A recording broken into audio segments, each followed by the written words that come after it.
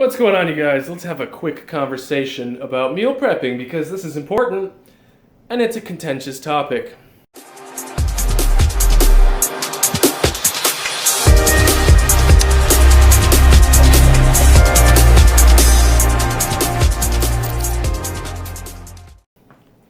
So meal prepping can be difficult, and if you're like me, you've struggled with it at times.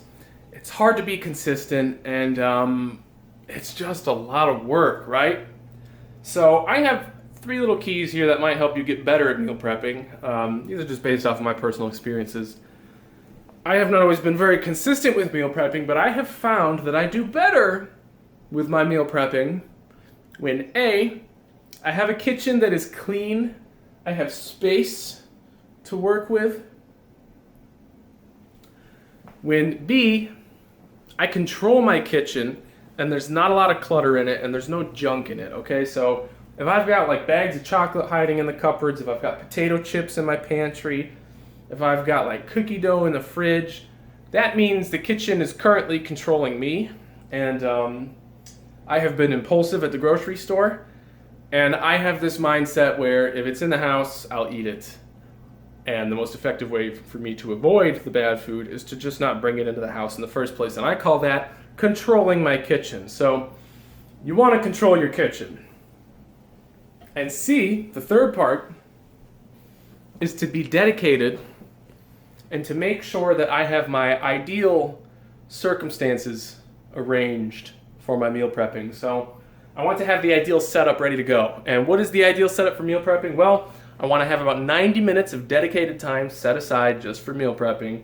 I want to get all my ingredients at once. They're all in the fridge right now. I'm going to bring them all out onto this table so I can see everything. Got my Tupperwares over there ready to go. So I'm prepared for this. I'm even going to put on an apron. I'm going to put on some music, maybe a good podcast to entertain myself while I cook. That's important, okay? So clean, organized kitchen that I control.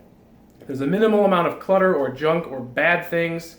I just have the healthy food in here, and I'm ready to go. I have a dedicated time slot. I have a podcast or a playlist ready to listen to. I have things to do while I'm waiting for the baking to finish.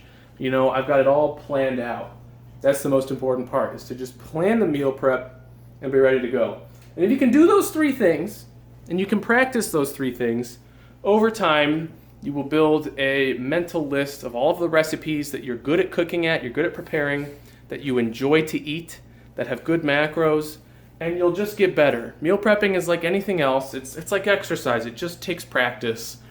And eventually you will find the technique that works best for you. You will find the recipes that you enjoy the most, and you will get better at it, okay? Meal prepping is a powerful tool. It allows you to live a busy life and not have to worry about cooking or eating bad food.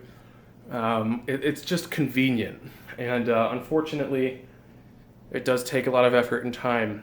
But with practice, you can get better, and it becomes less of a painful experience. So I encourage you to try listening to a podcast or something informational so you learn while you're cooking. That's what I like to do. And look, I have to meal prep with my baby, all right? She's kind of high maintenance sometimes. I bring her little chair out here and she plays with her blocks and stuff. So look, if I can do this with my baby, you can do it too.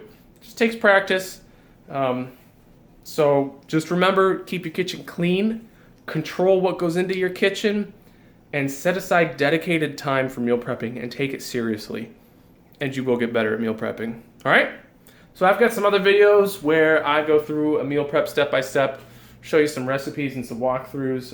You can check the description or go to my main channel to check some of those out. I hope you enjoy them. And as always, train lively, people. See you in the next video.